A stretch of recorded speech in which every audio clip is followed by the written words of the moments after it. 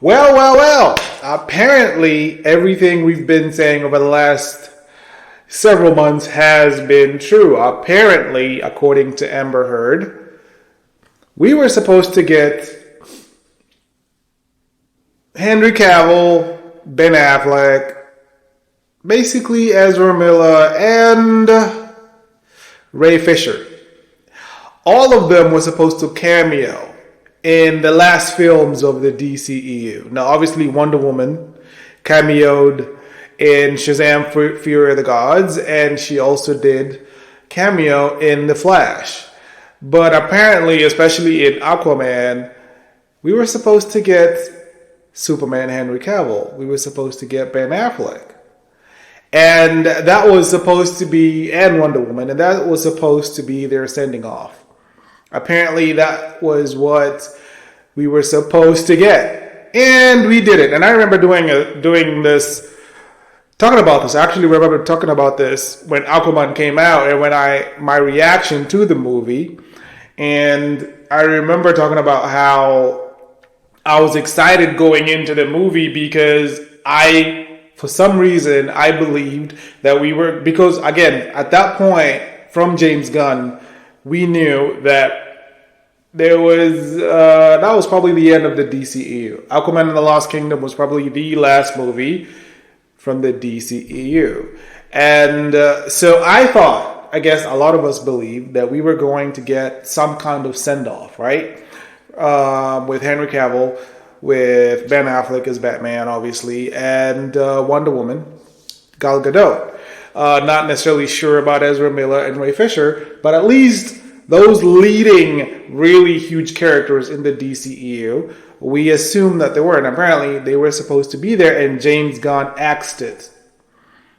And it is really disappointing, and I don't know, I don't even know how to explain this because he knew.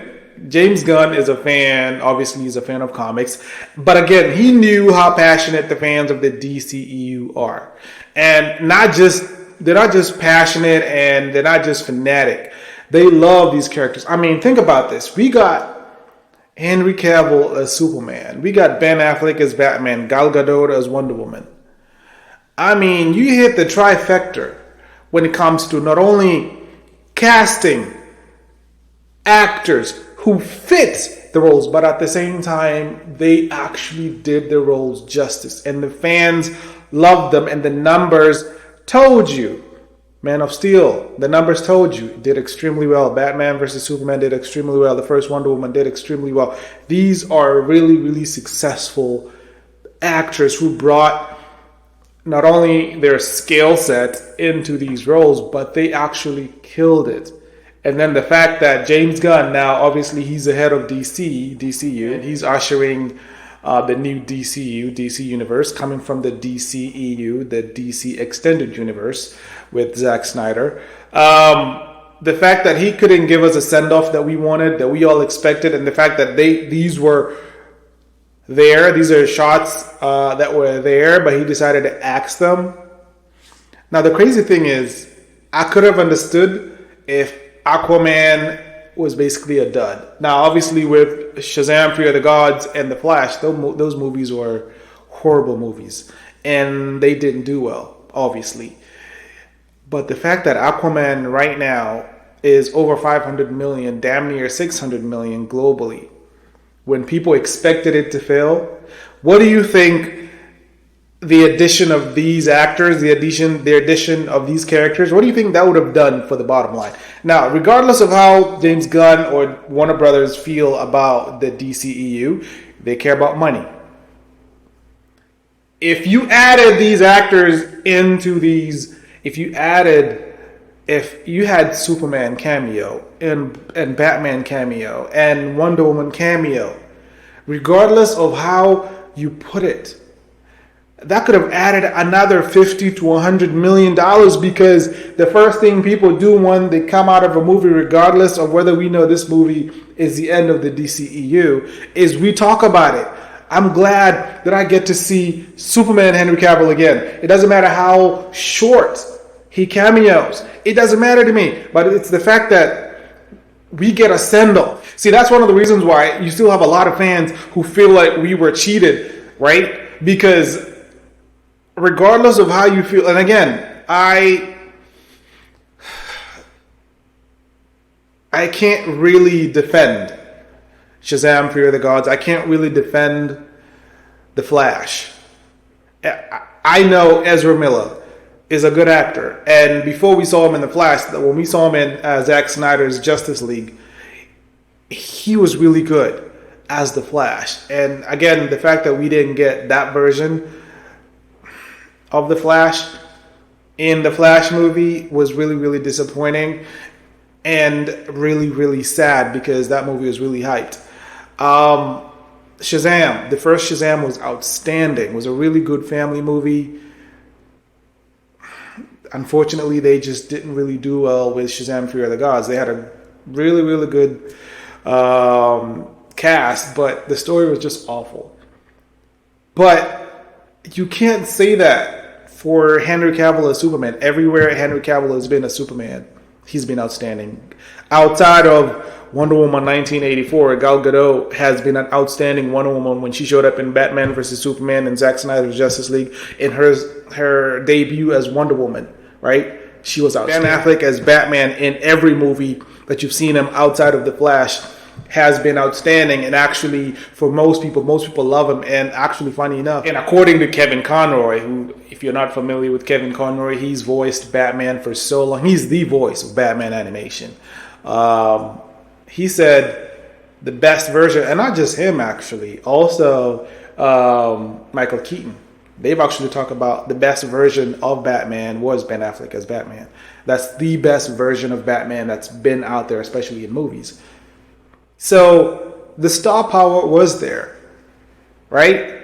You had all the ingredients to give us the send-off. And I feel like fans would somehow, some way, relax, give you the benefit of the doubt moving forward with the DCU. Had you done what was supposed to be done, given these characters the proper send-off, the proper respect that we gave them. Because regardless of how you feel about Zack Snyder does incredible movies. I mean, Rebel Moon was #1 globally for how long?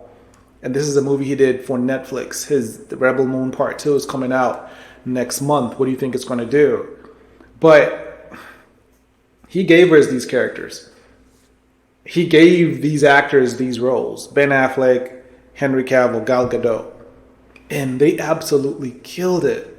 And for you to decide that, you know what, we're not going to give them this send-off. Let's just do this. Tells you, #1, he had no faith in Aquaman and the Lost Kingdom. That's essentially what you're telling me. Because you cannot tell me that these guys sat and decided we're okay with losing money. We don't want to make money. Because essentially that's what you could have done with these actors. You could have made more money. This movie right now probably would have made $600 to $700 million. And that could have been the best send-off for the DCEU. The last movie in this universe actually did extremely well. And the fan base, I feel the fan base would have relaxed. The fan base would have calmed down. The fan base would have given you, James Gunn, the benefit of the doubt moving forward into the new DCU. If you would have done that, I think you would have ingratiated yourself with the fan base way more than you are now. And the fact that we get news like this, it makes us further doubt whether you actually love the DC content. You know, because you cannot tell me that doing this final thing in a movie that actually right now has surprised so many people by doing extremely well. Now, of the last DC movies, the only movie that was really good outside of Aquaman and the Lost Kingdom was Blue Beetle. Shazam! Fear of the Gods, awful. The Flash, really bad. Black Adam, awful. But yet, here comes a movie that ends the DCEU and an opportunity to not only make money, but just do these characters and these actors justice by giving us a send-off. So this is a missed opportunity that makes me very, very angry. You have a lot of fans that are very, very angry. And this coming from Amber Heard, who played Mira.